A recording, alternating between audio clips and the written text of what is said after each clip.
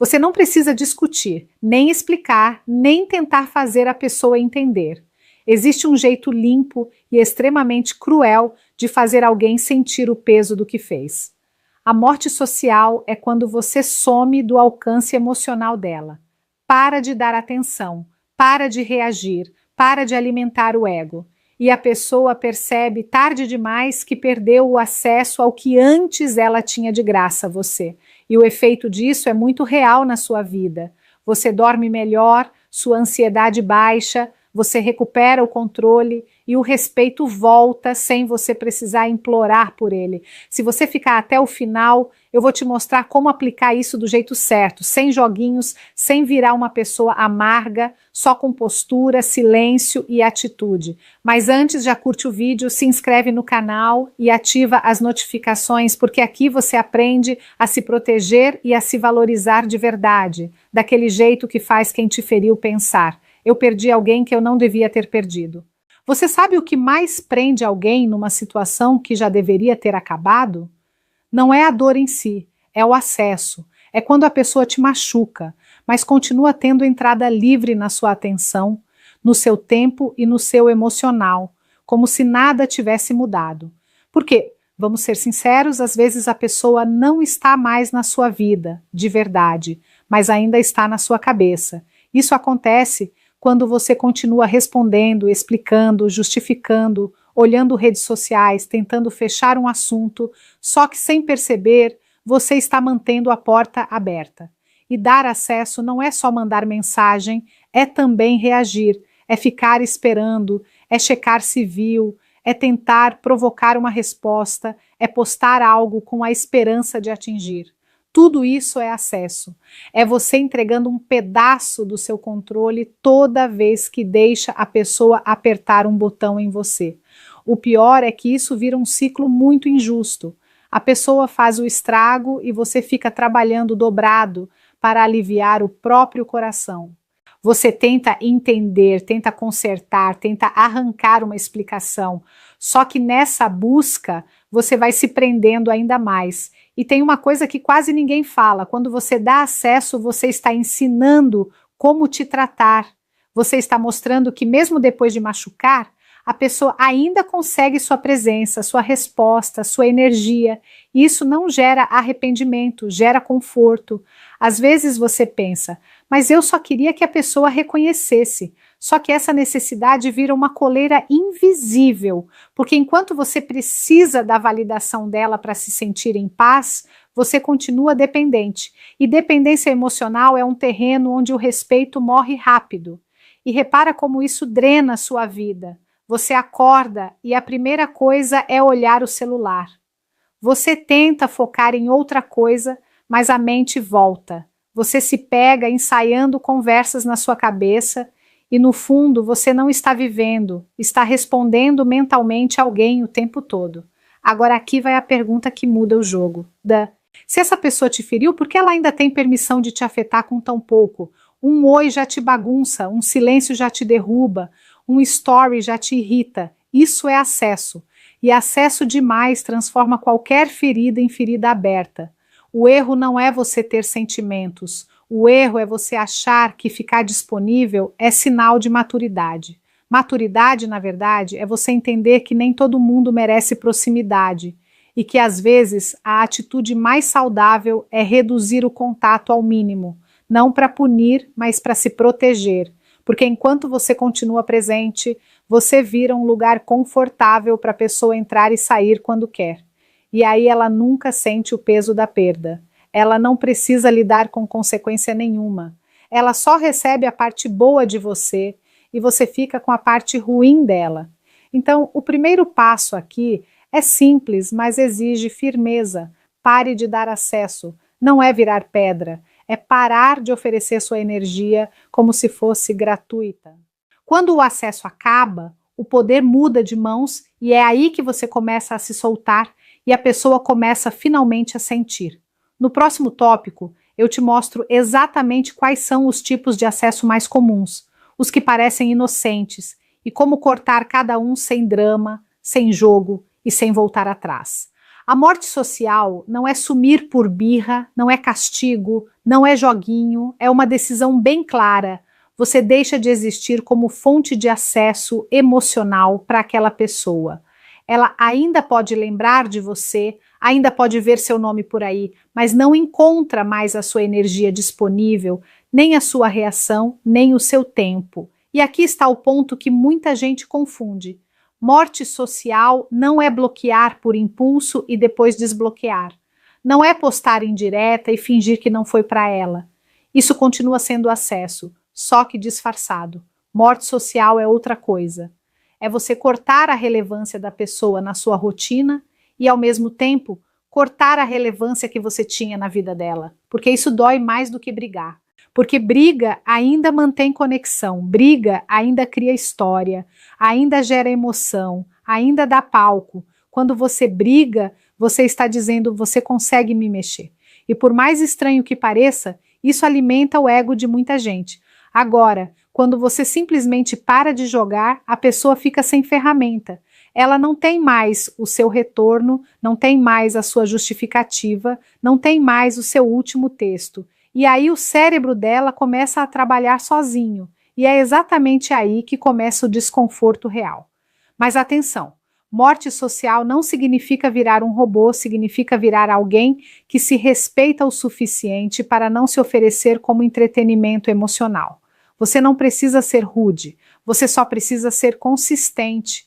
A sua calma vira o seu escudo.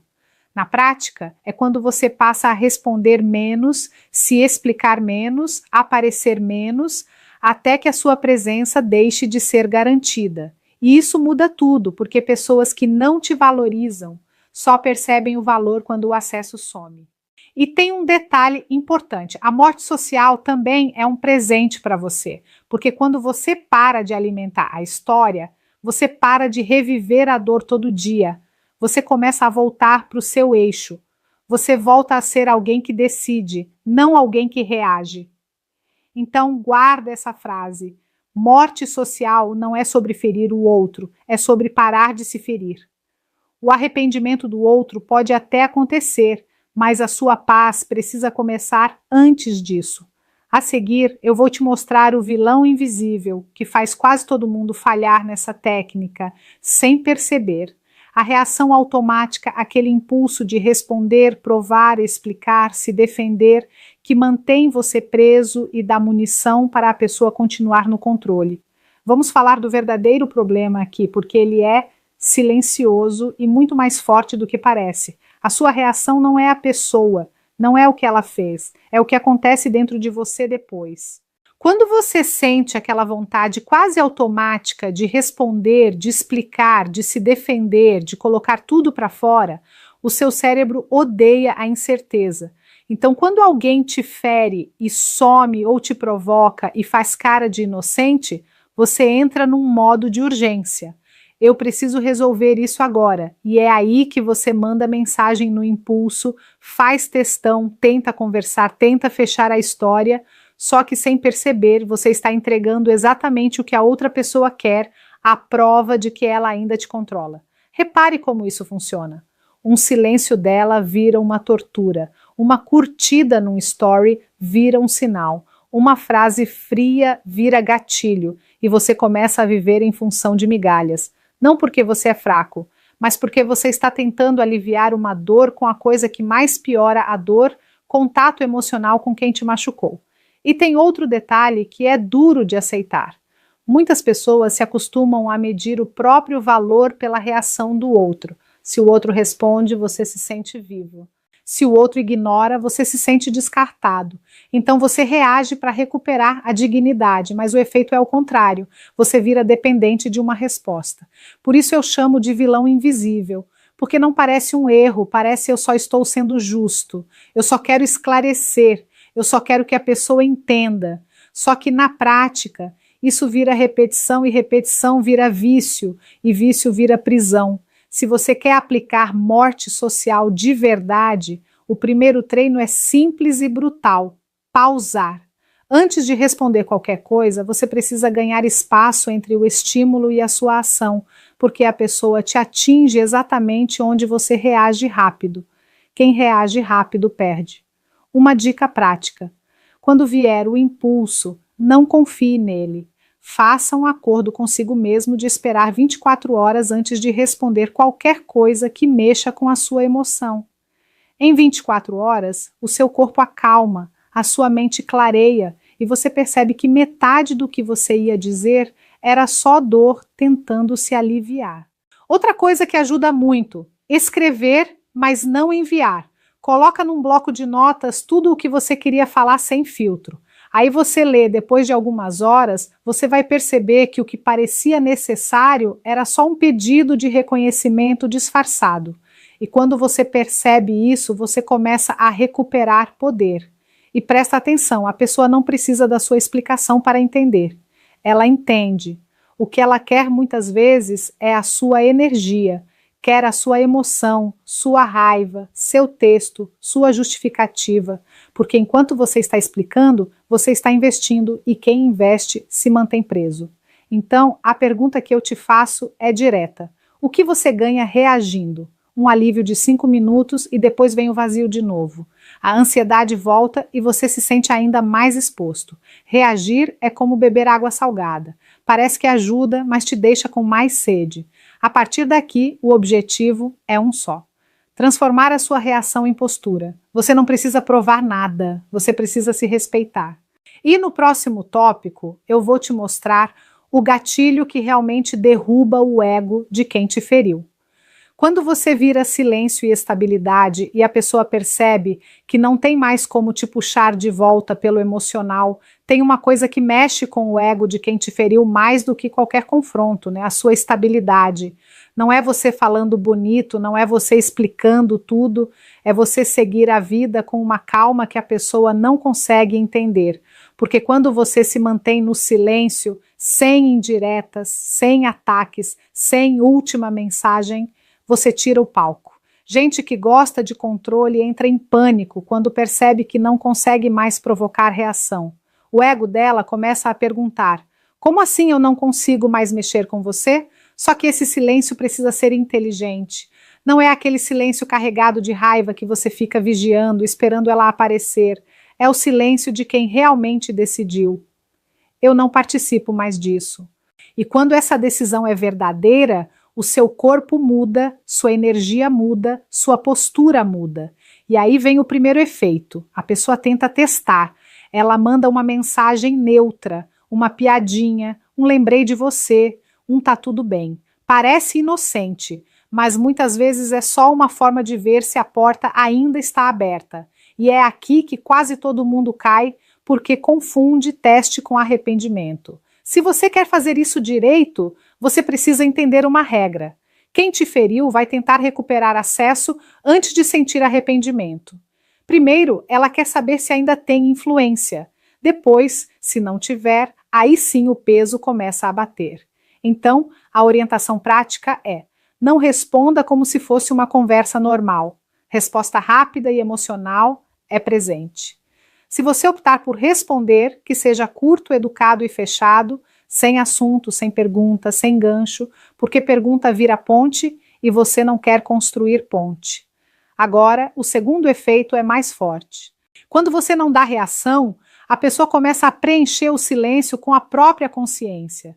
Ela lembra do que fez, ela revisita cenas, ela imagina você seguindo, e essa imaginação dói porque a mente dela não tem mais o seu retorno para aliviar a culpa. E aqui tem um detalhe importante: o silêncio bem feito não é a ausência total de presença no mundo, é a ausência de presença para ela. Você continua vivendo, trabalhando, sorrindo, cuidando de você, só que sem dedicar cimentos da sua energia para mostrar isso, sem provar nada, sem olha como eu estou bem, só vivendo. Porque quando você tenta mostrar que está bem, você ainda está jogando. E quem joga ainda se importa com a reação do outro. A estabilidade que destrói o ego é a que não pede aplauso, é quieta, é consistente, é você virando alguém que não precisa ser entendido.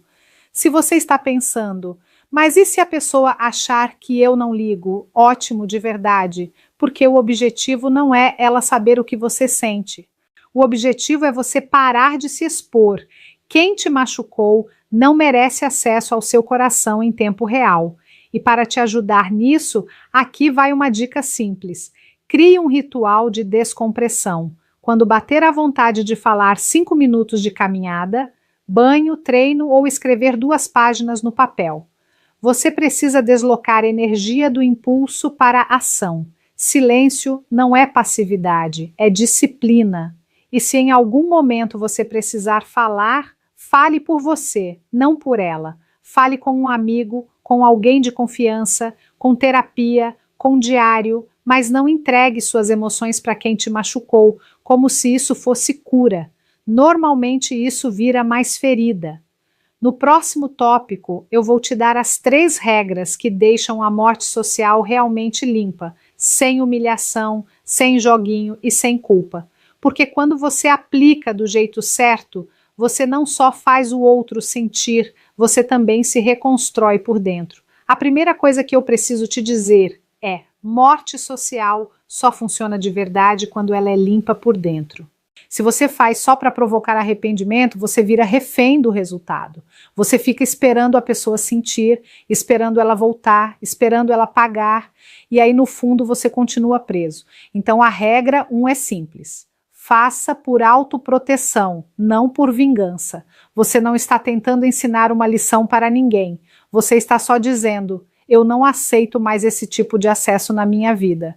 Quando essa intenção muda, a sua postura fica muito mais forte e você não se sente culpado. A regra 2 é: nada de espetáculo. Não anuncie que vai sumir. Não escreva discurso de despedida, não faça a última mensagem cheia de explicações. Isso ainda é você pedindo reconhecimento. O corte limpo é silencioso. Você não precisa de aplauso para se respeitar.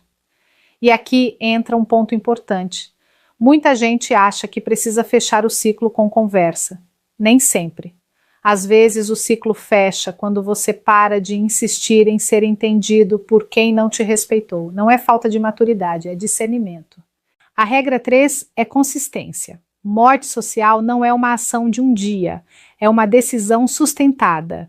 E a consistência é o que transforma a ausência em consequência. Se você some e volta toda semana, a pessoa aprende que basta esperar um pouco que você reaparece. Por isso, cuidado com a armadilha do só dessa vez. Só vou responder para ser educado. Só vou esclarecer. Só vou ver se está tudo bem. Se você abrir a porta mesmo um pouco, você ensina que o limite é negociável. E gente que te feriu costuma ser especialista em negociar o que não deveria. Agora vamos colocar isso de um jeito bem prático. Morte social limpa é quando você corta o acesso, mas mantém a sua dignidade. Você não humilha, não expõe, não faz indireta, não tenta ferir de volta, porque quando você faz isso, você ainda está em guerra e guerra mantém vínculo. E é aqui que entra a culpa. Você sente culpa quando acha que está fazendo mal para o outro, mas presta atenção. Colocar limite não é fazer mal, é parar de se machucar. A culpa é um sinal de que você foi treinado a ser disponível demais. Se você quer reduzir essa culpa, use uma frase interna. Sempre que o coração apertar, eu estou escolhendo paz. Repete isso como se fosse um compromisso, porque a sua mente vai tentar te levar de volta para o velho padrão, o padrão do esforço, da conversa, da explicação, da tentativa. Outra dica: pare de medir se a técnica está funcionando pelo comportamento do outro, se o outro está postando, se está olhando, se está mandando mensagem, se está com ciúme, isso não importa. A métrica real é: você está mais calmo, você está mais forte, você está mais inteiro. É isso que vale. E se você tiver que ter contato por trabalho, família ou contexto, a regra continua válida.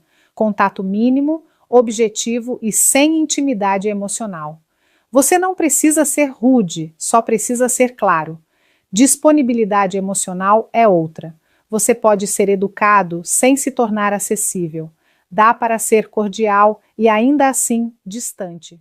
A 7ª, parar de consumir memórias como se fosse remédio. Foto antiga, conversa antiga, áudio antigo, lugar antigo. Isso dói, mas também vicia, porque dá uma sensação de proximidade e logo depois vem o vazio. Se você quer curar, precisa reduzir a exposição aos gatilhos pelo menos por um tempo. A 8ª, parar de usar indireta como alívio.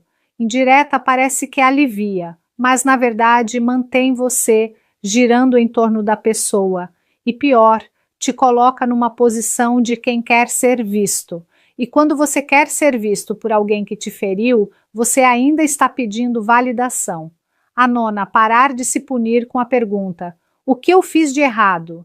Claro que você pode aprender com o que aconteceu, mas ficar ruminando culpa vira uma forma de continuar preso. Em vez disso, faça uma pergunta mais útil. O que eu permiti que eu não permito mais? Isso te devolve controle.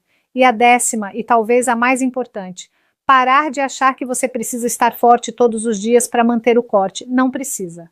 Você só precisa ter um plano para os dias fracos. Dias fracos existem. O que muda o jogo é você saber o que fazer quando bater saudade, ansiedade e vontade de falar. Na sequência, eu vou te mostrar exatamente isso, o que você faz no lugar do vazio. Porque quando você corta o acesso, sobra espaço. E esse espaço pode virar sofrimento, ou pode virar respeito, crescimento e uma versão sua que ninguém mais brinca. Quando você faz esse corte cirúrgico, acontece uma coisa inevitável. Fica um buraco e esse buraco assusta, porque por mais que tenha doído, aquela pessoa ocupava espaço na sua rotina, na sua mente, nas suas expectativas. Então, não se engane. O desafio não é só parar de dar acesso, é saber o que fazer com o silêncio que sobra. No começo, você vai sentir como se estivesse faltando alguma coisa, como se o dia ficasse sem assunto. E é justamente aí que muita gente volta. Não porque ama, não porque perdoou, mas porque não suportou o vazio. Por isso, se você quer manter a morte social, você precisa de um plano simples, substituir vínculo emocional por estrutura. A primeira parte desse plano é cuidar do seu corpo como se ele fosse um botão de estabilidade. Dormir melhor, beber água, se mexer, tomar sol, comer de um jeito mais limpo. Não é papo bonito, é química. Corpo fraco deixa a mente mais impulsiva, mais ansiosa, mais carente. Corpo forte ajuda a mente a aguentar a saudade sem se humilhar. A segunda parte é criar um ritual de começo e fim de dia, porque o pior horário é quando sua mente fica solta ao acordar e antes de dormir. Então você precisa ocupar esse espaço com algo que te organize. De manhã, uma tarefa curta e concreta, tipo arrumar a cama, caminhar 10 minutos, escrever 3 linhas sobre o que você quer para o seu dia à noite, desligar tela, banho, leitura leve, respiração. Parece simples, mas isso é o que impede recaída no impulso. A terceira parte é escolher uma meta pequena, mas diária. Não precisa ser nada grandioso, pode ser estudo, treino, um projeto, uma habilidade, um dinheiro extra, uma rotina de foco. O segredo é, a meta tem que te lembrar todos os dias que você está construindo algo que não depende daquela pessoa. A quarta parte é limpar o ambiente que te puxa para trás. Às vezes o problema não é o coração, é o caminho que você faz até o gatilho. Você pega o celular, abre a rede, cai num perfil, vê uma coisa e pronto. Então facilite o certo. Pare de seguir páginas que te deixam preso. Silencie, arquive, tire do campo de visão. O que você não vê não te arrasta. A quinta parte é reconectar com gente que te faz bem. Não é para contar a história 1000 vezes, é para recuperar a vida real. Um café com alguém, uma conversa, um treino junto, uma caminhada. Quando você volta para o mundo, você percebe que aquela dor não é o centro do universo. Ela só parecia ser porque você estava isolado nela. A sexta parte é uma regra bem firme. Quando bater saudade, você não resolve com mensagem, você resolve com ação. Saudade é energia, procurando destino. Dá um destino melhor para ela. Vai fazer algo que te respeite e, se for preciso, você espera. A saudade passa, o arrependimento de ter se exposto fica. A sétima parte é aprender a validar a si mesmo. Isso é difícil. Eu sei, porque a gente se acostuma a medir valor pelo outro. Se respondeu, eu importo. Se ignorou, eu não presto. Você precisa inverter isso. Valor é o que você sustenta quando ninguém está olhando. É você se manter inteiro, mesmo sem plateia.